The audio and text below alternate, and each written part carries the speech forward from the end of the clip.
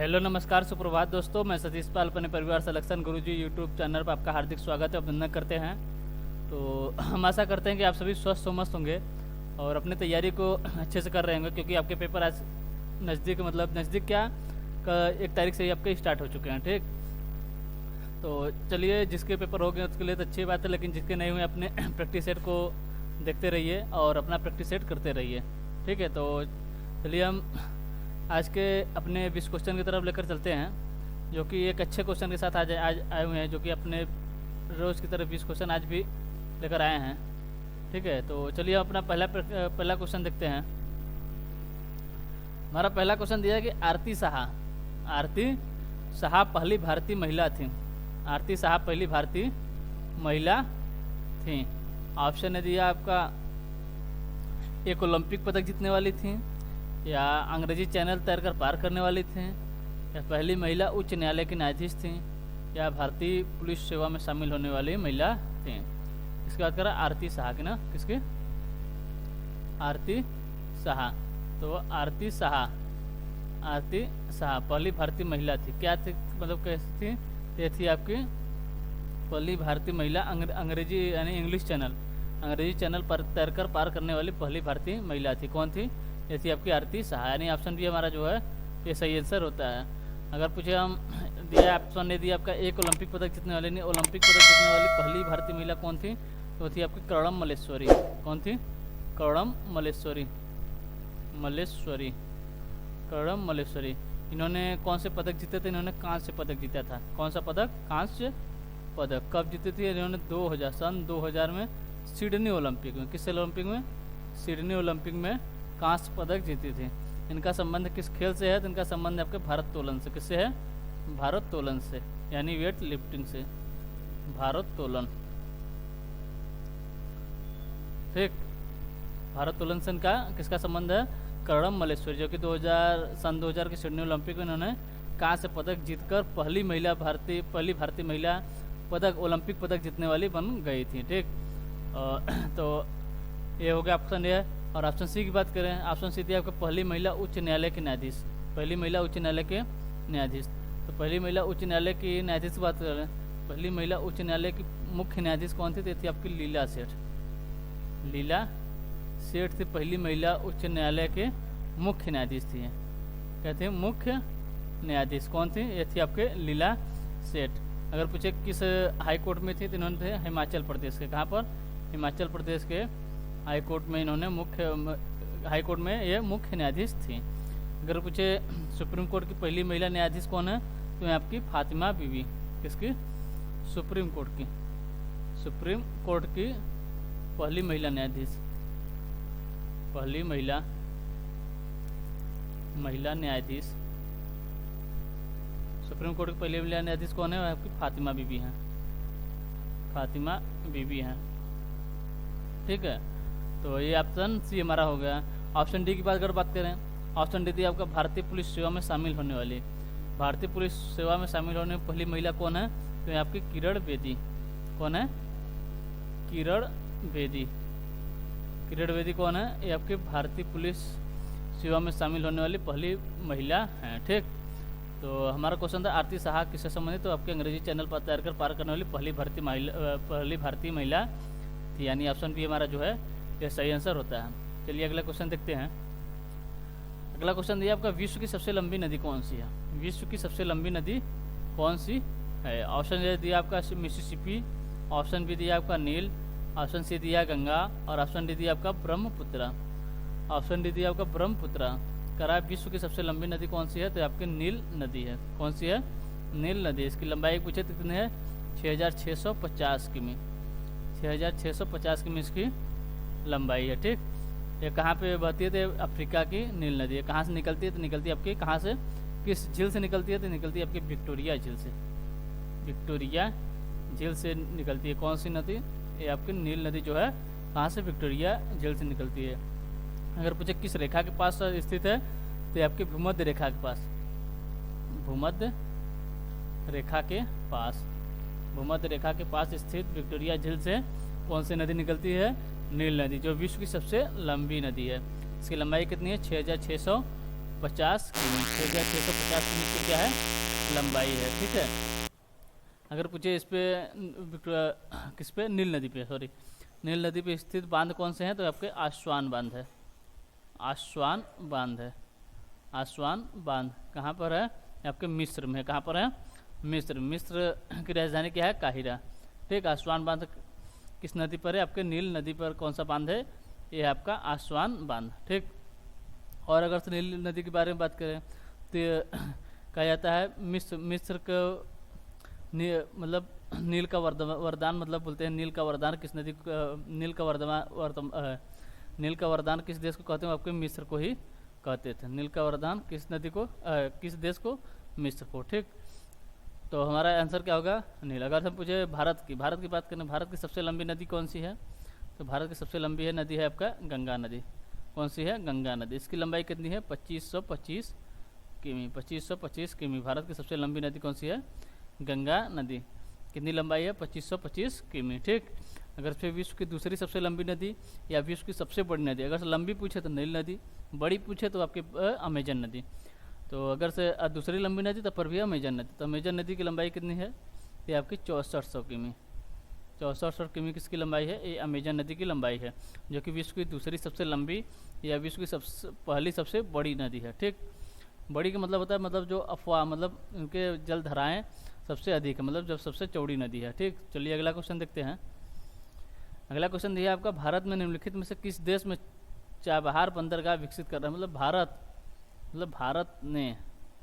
भारत निम्नलिखित में से किस देश में चाबहार बंदरगाह विकसित कर रहा है। ऑप्शन ए दिया आपका इराक, ऑप्शन बी दिया आपका ओमान, ऑप्शन सी दिया है ईरान, और ऑप्शन डी क्या दिया है पाकिस्तान। किसकी बात कर रहा है, भारत। कौन सा बंदरगाह, चाबहार बंदरगाह।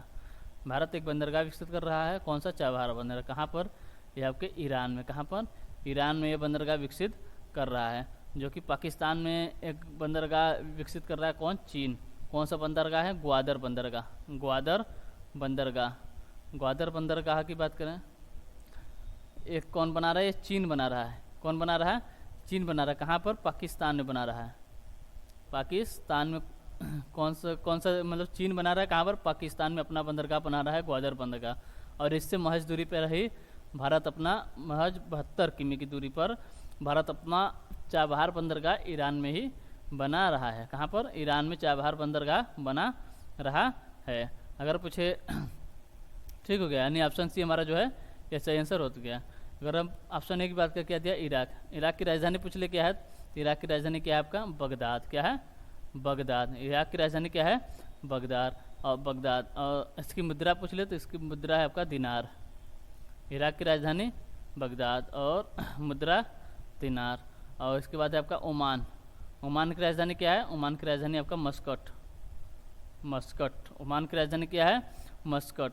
और ओमान की मुद्रा की बात करें, ओमान की मुद्रा आपका ओमानी रियाल।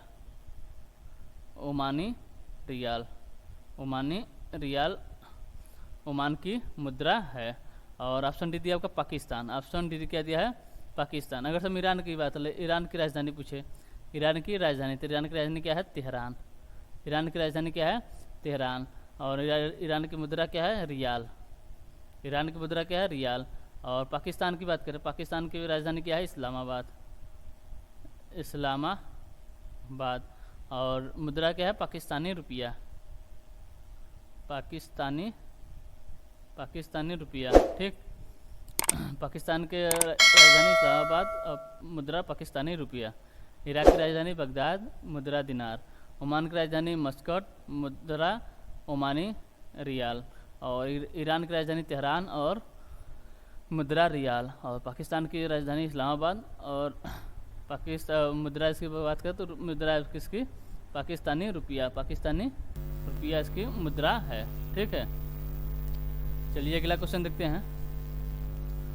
अगला क्वेश्चन दिया है, जल में घुलनशील विटामिन में शामिल होता है। मतलब कौन कौन से विटामिन जो कि जल में घुलनशील विटामिन होते हैं। ऑप्शन ए दिया आपका विटामिन ए और डी, ऑप्शन बी दिया आपका विटामिन ए और सी, ऑप्शन सी दिया विटामिन ए और डी, और ऑप्शन डी दिया आपका विटामिन बी और सी। तो क्या बात कर रहा है, जल में घुलनशील विटामिन। कौन कौन से हैं, ये हैं आपके विटामिन बी और सी। विटामिन बी और सी क्या है, ये जल में घुलनशील हैं। जल में विटामिन बी और सी, विटामिन बी और सी की बात करें तो जल में घुलनशील विटामिन कौन से है, विटामिन बी और सी, यानी ऑप्शन हमारा डी जो है ये सही आंसर होता है। अगर पूछे वसा में कौन कौन से विटामिन घुलनशील हैं तो आपके के, ई, डी, ए, कीड़ा से याद कर सकते हैं। कीड़ा जो होता है वो वसा में घुलनशील होता है, ठीक। और बी और सी की बात करें तो बी और सी आपके जल में घुलनशील विटामिन हैं। और वसा में विटामिन के, विटामिन ई, विटामिन डी और विटामिन ए, ये क्या है आपके वसा में घुलनशील विटामिन होते हैं, ठीक। चलिए अगला क्वेश्चन देखते हैं। अगला क्वेश्चन दिया आपका, निम्न में से कौन सा भारतीय शास्त्रीय नृत्य चरित्रों के प्रतीक के लिए चेहरे पर विभिन्न रंगों का उपयोग करता है। मतलब चेहरे पर कई प्रकार के रंगों का प्रयोग किस भारतीय शास्त्रीय नृत्य में किया जाता है। ऑप्शन दिया आपका ओडिसी, ऑप्शन भी दिया कथकली, ऑप्शन सी दिया भरतनाट्यम और ऑप्शन डी दिया मोहिनीअट्टम। इसके बाद भारतीय शास्त्रीय नृत्य, अगर पूछे भारतीय शास्त्रीय नृत्य कौन कौन से हैं तो आपके 8, टोटल 8 जो हैं आपके भारतीय शास्त्रीय नृत्य हैं। कौन कौन से हैं, एक है आपका ओडिसी, एक है आपका कथकली, फिर आपका मोहिनीअट्टम,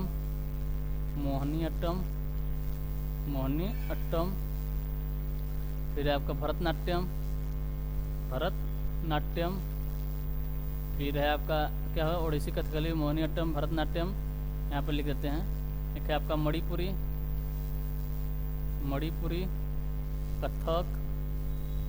कथक और मणिपुरी कथक, और एक है आपका कुचिपुड़ी, और एक है आपका सत्रिया। ये आपके क्या है 8 टोटल 8 शास्त्रीय नृत्य हैं। भारतीय शास्त्रीय नृत्य टोटल 8 शास्त्रीय नृत्य हैं। ओडिसी की बात करें, ओडिसी से कहाँ का है तो आपके उड़ीसा का है। कहाँ का है, उड़ीसा का। कथकली कहाँ का है, कथकली और मोहिनीअट्टम की बात करें तो दोनों कहाँ के हैं, आपके केरल के हैं। कहाँ के, केरल के हैं। कथकली पुरुषों द्वारा किया जाता है, मोहिनीअट्टम महिलाओं द्वारा किया जाता है। और भरतनाट्यम की बात करें, भरतनाट्यम कहाँ का है, आपके तमिलनाडु का है। कहाँ का है, तमिलनाडु का कौन सा है, भरतनाट्यम है। मणिपुरी की बात करें तो कहाँ का है, मणिपुर का ही है। मणिपुर का कौन सा है, मणिपुरी। कथक की बात करते आपके उत्तर प्रदेश है, उत्तर भारत का है। कुचिपुड़ी की बात करते आपके आंध्र प्रदेश का है। कहाँ का, आंध्र प्रदेश का। और सत्रिया है आपके असम का शास्त्रीय नृत्य। कहाँ का, असम का, ठीक। चलिए अपने क्वेश्चन की तरफ बढ़ते हैं। क्वेश्चन दिया था आपका कि निम्नलिखित में से कौन सा भारतीय शास्त्रीय नृत्य चरित्रों के प्रतीक के लिए चेहरे पर विभिन्न रंगों का प्रयोग या उपयोग करता है। तो कौन सा ऐसा शास्त्रीय नृत्य जो कि उसे करने के लिए चेहरे पर कई रंगों का प्रयोग किया जाता है, तो है आपका कथकली, यानी ऑप्शन बी हमारा जो है ये सही आंसर होता है। कहाँ का शास्त्रीय नृत्य आपके कथकली, कहाँ का है कथकली, कथकली आपके केरल का। कहाँ का, केरल का, ठीक। केरल का एक और है, कौन सा, मोहिनीअट्टम, ठीक। चलिए अगला क्वेश्चन देखते हैं। अगला क्वेश्चन दिया आपका, निम्नलिखित में से किस भारतीय राज्य में आपको तिब्बती बौद्ध स्वर्ण मंदिर मिलेगा। निम्नलिखित में से किस भारतीय राज्य में आपको तिब्बती बौद्ध स्वर्ण मंदिर मिलेगा। ऑप्शन है दिया आपका हिमाचल प्रदेश, ऑप्शन बी दिया आपका तमिलनाडु, ऑप्शन सी दिया कर्नाटक, ऑप्शन डी दिया सिक्किम। तो कहाँ पर तिब्बती बौद्ध मंदिर कहाँ पर मिलेगा, तो आपके कर्नाटक के कुर्ग में मिलेगा। कहाँ पर, कर्नाटक के कुर्ग में, यानी ऑप्शन सी हमारा जो है ये सही आंसर होता है। चलिए अगला क्वेश्चन देख लेते हैं। अगला क्वेश्चन दिया आपका विलियम जोन्स है। कौन सा, विलियम जोन्स कप निम्नलिखित में से किस खेल से संबंधित है। विलियम जोन्स कप निम्नलिखित में से किस खेल से संबंधित है। ऑप्शन है दिया आपका गोल्फ, ऑप्शन बी दिया फुटबॉल, ऑप्शन सी दिया बास्केटबॉल और ऑप्शन डी दिया इनमें से कोई नहीं। तो किसकी बात कर रहा है, विलियम जोन्स कप का संबंध किससे है, तो आपके बास्केटबॉल से, यानी ऑप्शन सी हमारा जो है ये सही आंसर होता है। अगर हम गोल्फ की एक कप की बात करते हैं तो कौन सा है, वहाँ पर कौन सा है, वाकर कप। कौन सा, वाकर कप का संबंध पूछे किससे है, तो आपके गोल्फ से है। फुटबॉल से आपका रोवर्स कप का संबंध किससे, आपके फुटबॉल से है, ठीक। चलिए अगला क्वेश्चन देखते हैं। अगला क्वेश्चन दिया आपका, निम्नलिखित में से माउंट एवरेस्ट की चोटी पर पहुंचने वाली पहली भारतीय महिला कौन थी। निम्नलिखित में से माउंट एवरेस्ट की चोटी पर पहुंचने वाली पहली भारतीय महिला कौन थी। पहली भारतीय महिला कौन थी? ऑप्शन ए दिया आपका अदिति वैद्य, ऑप्शन बी दिया आपका नाहिदा मंजूर, ऑप्शन सी दिया आपका दिया बजाज, और ऑप्शन डी दिया आपका बछेंद्री पाल। तो माउंट एवरेस्ट पर चढ़ने की बात कर रहा है ना, तो ऑप्शन ए की तरफ हम बढ़ते हैं। ऑप्शन ए हमारा दिया है अदिति वैद्य। अदिति वैद्य की बात करें तो अदिति वैद्य और इनकी एक सिस्टर थी, कौन थी? अनुजा वैद्य। अनुजा वैद्य, ये दो बहनों की पहली जोड़ी है जिन्होंने माउंट एवरेस्ट को फतह किया है। दो बहनों की पहली जोड़ी है, दो बहनों की पहली जोड़ी जो कि माउंट एवरेस्ट को फतह किया है। अब कब किए हैं? तो 2019 में। अब पहले ही पहले ही प्रयास में इन्होंने माउंट एवरेस्ट को फतह कर दिया। ठीक। और ऑप्शन बी की बात करें, यहाँ पर दिया नाहिदा मंजूर। नाहिदा मंजूर कौन है? तो माउंट एवरेस्ट को फतेह करने वाली पहली कश्मीरी महिला है। क्या? माउंट एवरेस्ट को फतह करने वाली पहली कश्मीरी महिला, पहली कश्मीरी महिला है। माउंट एवरेस्ट को फतह करने वाली पहली कश्मीरी महिला हैं। अगर पूछे कब इन्होंने माउंट एवरेस्ट को फतह किया, तो इन्होंने भी 2019 में ही माउंट एवरेस्ट को फतह किया था। कब? 2019 को ही इन्होंने माउंट एवरेस्ट को फतह किया था। ऑप्शन सी दिया आपका दिया बजाज। दिया बजाज का संबंध किससे है? तो दिया बजाज के पिता हैं एक अजीत बजाज। कौन? अजीत बजाज। ये पिता पुत्री की पहली जोड़ी है जो कि 2018 में इन्होंने माउंट एवरेस्ट को फतह किया। पिता और पुत्री की, अजीत बजाज और दिया बजाज। अजीत बजाज की पुत्री हैं दिया बजाज, जो कि 2018 में इन दोनों ने माउंट एवरेस्ट को फतह किया।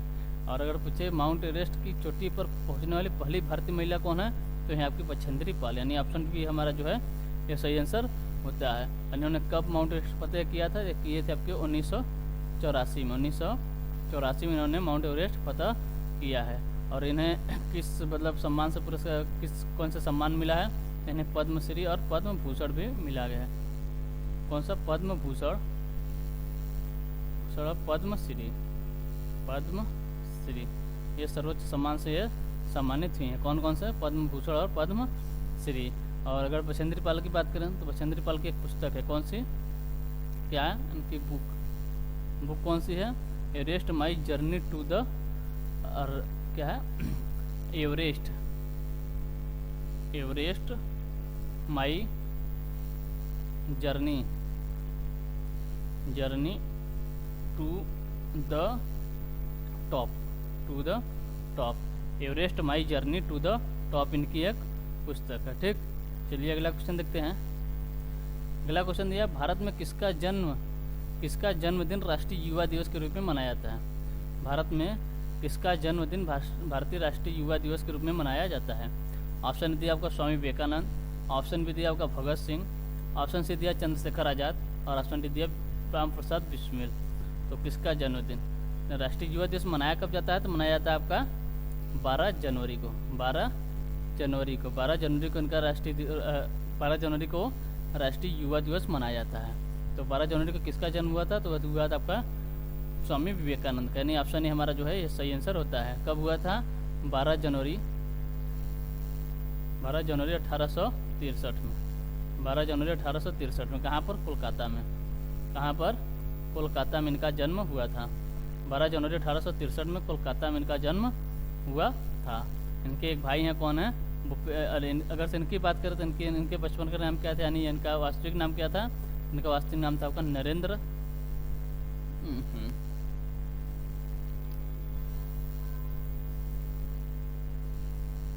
इनका वास्तविक क्या नाम था? नरेंद्रनाथ दत्त। इनका वास्तविक नाम था नरेंद्रनाथ दत्त। इनके भाई का नाम क्या था? इनके भाई थे आपके भूपेंद्रनाथ दत्त। भूपेंद्रनाथ दत्त कौन थे? इनके भाई थे। पिता की बात करें, पिता कौन थे? तो ये थे आपके विश्वनाथ दत्त। विश्वनाथ दत्त इनके पिता थे। इनकी माता कौन थी? इनकी माता कौन थी? तो थी आपकी भुवनेश्वरी देवी।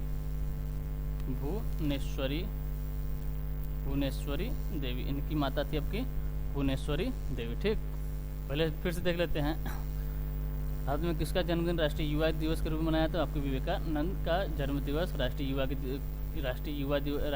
दिवस के रूप में मनाया था। कब मनाया था? 12 जनवरी। इनका जन्म कब हुआ था? 12 जनवरी 1863 को। कहाँ पर? कोलकाता में। इनका बचपन का नाम है, वास्तविक नाम क्या था? नरेंद्र नाथ दत्त था।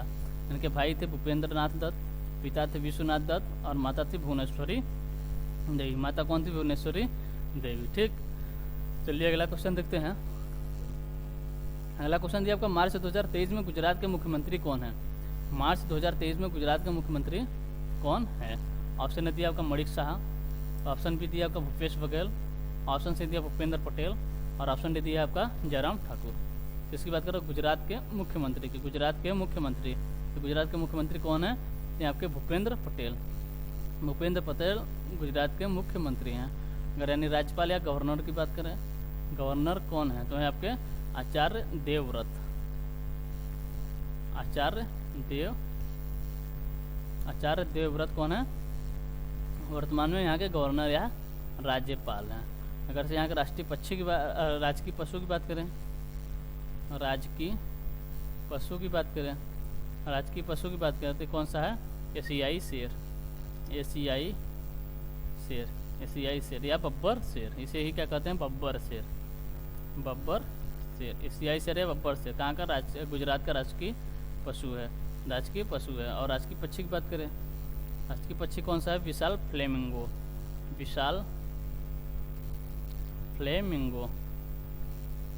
विशाल फ्लेमिंगो क्या है?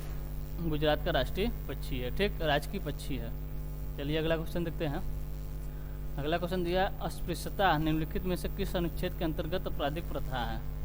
ऑप्शन ए दिया आपका अनुच्छेद 15, ऑप्शन बी दिया आपका अनुच्छेद 16, ऑप्शन सी दिया आपका अनुच्छेद 17 और ऑप्शन डी दिया अनुच्छेद 18। किसकी बात करें? अस्पृश्यता की। तो अस्पृश्यता के बारे में किसमें बात करें? तो अनुच्छेद 17। अस्पृश्यता का अंत किससे है? अनुच्छेद 17, यानी ऑप्शन सी हमारा जो है ये सही आंसर होता है। अनुच्छेद 18 की बात करते हैं, क्या है? उपाधियों का अंत। उपाधियों का अंत। उपाधियों का अंत किसके बारे में बताया? अनुच्छेद 18 के बारे में। अनुच्छेद 15 की बात करें तो यहाँ पर आपको धर्म नस्ल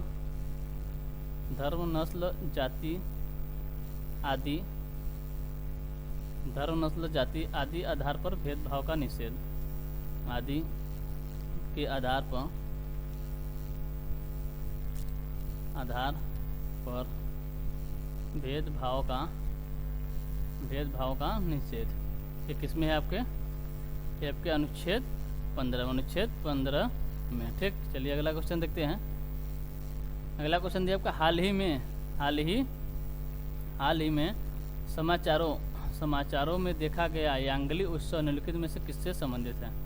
हाल ही में समाचारों में देखा गया यांगली उत्सव निम्नलिखित में से किससे संबंधित है? ऑप्शन यदि आपके पूर्वजों और स्वर्गवासी संबंधियों का सम्मान करने के लिए। पूर्वजों और किससे? ऑप्शन यदि आपका पूर्वजों और स्वर्गवासी संबंधियों का सम्मान करने के लिए। ऑप्शन भी दिया है एक ऐतिहासिक लड़ाई की जीत का जश्न मनाने के लिए। ऑप्शन सी दिया है बुद्ध के जन्म के उपलक्ष्य में। ऑप्शन सी दिया आपको अच्छी फसल और समृद्धि के लिए प्रार्थना करने के लिए।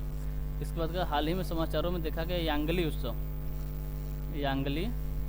उत्सव निम्नलिखित में से किससे संबंधित है? आपके है ऑप्शन डी, जो कि कह दिया है अच्छी फसल और समृद्धि के लिए प्रार्थना करने के लिए, यानी ऑप्शन डी हमारा जो है ये संबंधित है। क्या? यांगली उत्सव जो है अच्छी फसल और समृद्धि की प्रार्थना के लिए, मतलब इसी से संबंधित है। ठीक, चलिए अगला क्वेश्चन देखते हैं। अगला क्वेश्चन दिया आपका, फिनलैंड की राजधानी क्या है? फिनलैंड की राजधानी क्या है? ऑप्शन ने दिया आपका हेलसिंकी, ऑप्शन भी दिया आपका ओटावा, ऑप्शन भी दिया मनीला और ऑप्शन डी दिया लीमा। ऑप्शन डी क्या दिया है? लीमा। तो किसकी बात राजधानी की बात कर रहा है? फिनलैंड की। फिनलैंड की राजधानी क्या है? कि आपके हेलसिंकी है। और मुद्रा की बात करें, मुद्रा कौन सी है? मुद्रा है आपका यूरो। मुद्रा है यूरो। और अगर सिर्फ ऑप्शन डी की बात करें, ओटावा। ओटावा किसकी राजधानी है? तो ओटावा है आपके कनाडा की राजधानी। किसकी? कनाडा की राजधानी क्या है? ओटावा। कनाडा की राजधानी क्या है? ओटावा। और मुद्रा क्या है? मुद्रा आपका कैनेडियन डॉलर।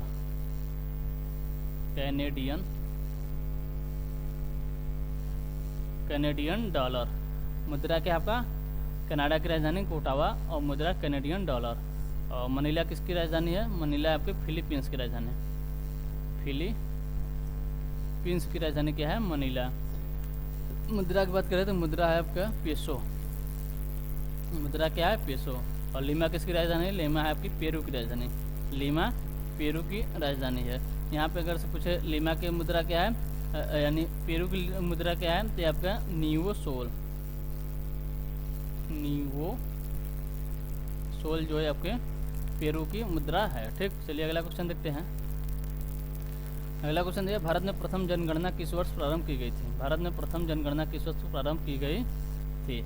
ऑप्शन दिया 1901 में, ऑप्शन बी दिया 1911 में, ऑप्शन सी दिया 1921 में, और ऑप्शन डी दिया आपका 1872 में।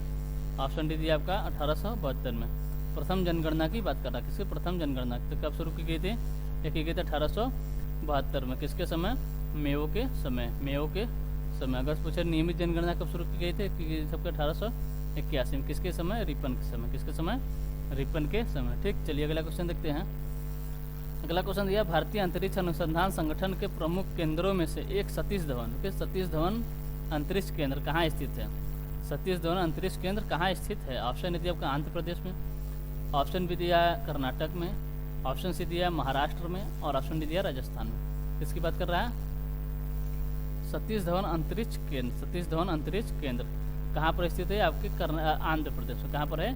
आंध्र प्रदेश में। यानी ऑप्शन ए हमारा जो है ये सही आंसर होता है। और क्वेश्चन, भारतीय अंतरिक्ष अनुसंधान संगठन। भारतीय अंतरिक्ष अनुसंधान संगठन की बात करें हम, यानी इसरो।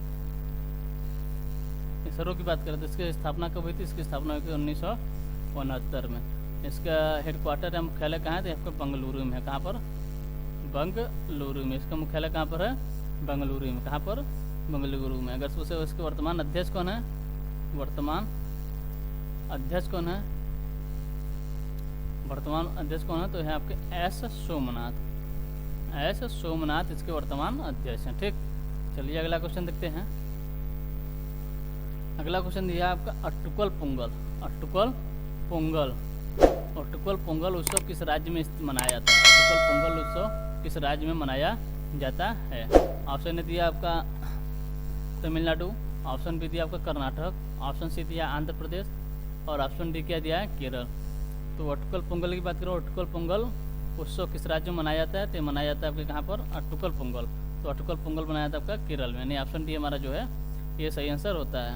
अगर पूछ लेता सिर्फ पोंगल कहाँ मनाया जाता है, पोंगल पूछे तो आपके तमिलनाडु में, और अट्टुकल पोंगल पूछे तो आपके केरल में मनाया जाता है। ठीक, चलिए अगला क्वेश्चन देखते हैं।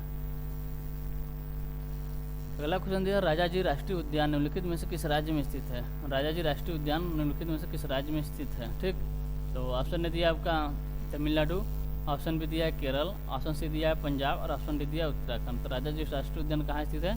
ये आपके उत्तराखंड में स्थित है। यानी ऑप्शन डी हमारा जो है ये सही आंसर होता है। चलिए अगला क्वेश्चन देखते हैं। अगला क्वेश्चन दिया, ऐतिहासिक स्थान चौरी चौरा किस जिले में स्थित है? मतलब चौरी चौरा किस जिले में स्थित है? ऐतिहासिक स्थान चौरी चौरा यूपी के किस जिले में है? इसे बना सकते हैं, यूपी के किस जिले में स्थित है? ऑप्शन दिया आपका प्रयागराज, ऑप्शन बी दिया आपका गोरखपुर, ऑप्शन सी दिया कानपुर, और ऑप्शन डी दिया आगरा। तो किसके? चौरी चौरा कहाँ पर है? आपके उत्तर प्रदेश के गोरखपुर में स्थित है। यानी ऑप्शन बी हमारा जो है ये सही आंसर होता है। अगर पूछे चौरी चौरा कांड कब हुआ था? हुआ था कुछ 4 फरवरी 1922 को। 4 फरवरी 1922 को। ठीक, तो इसमें क्या हुआ था? भारतीयों ने एक पुलिस चौकी को फूंक दिया था। ठीक, यानी जला दिया था। चलिए अगला क्वेश्चन देखते हैं। अगला क्वेश्चन दिया आपका, मनुष्य में टाइफाइड बुखार किसके कारण होता है? मनुष्य में टाइफाइड बुखार किसके कारण होता है? ऑप्शन ए दिया आपका प्लाज्मोडियम वाइवेक्स, ऑप्शन बी दिया साल्मोनेला टाइफी, और ऑप्शन डी दिया है राइनो वायरस, और ऑप्शन डी क्या दिया है? ऑप्शन डी दिया आपका ट्राइकोफाइन। तो इसकी बात कर रहा है मनुष्य में टाइफाइड बुखार। मनुष्य में टाइफाइड बुखार किसके कारण होता है? तो आपका होता है साल्मोनेला टाइफी के कारण होता है। किस कारण? साल्मोनेला टाइफी के कारण होता है। यानी ऑप्शन बी हमारा जो है ये सही आंसर होता है। ठीक, तो चलिए आज के लिए बस इतना ही। हम मिलते हैं आपसे अगले प्रैक्टिस सेट में। ठीक है, अगर आपको सेशन अच्छा लग रहा है तो लाइक और सब्सक्राइब जरूर करें और शेयर करना ना भूलें। ठीक, तब तक के लिए आपको टेक केयर, बाय बाय, जय हिंद, जय भारत।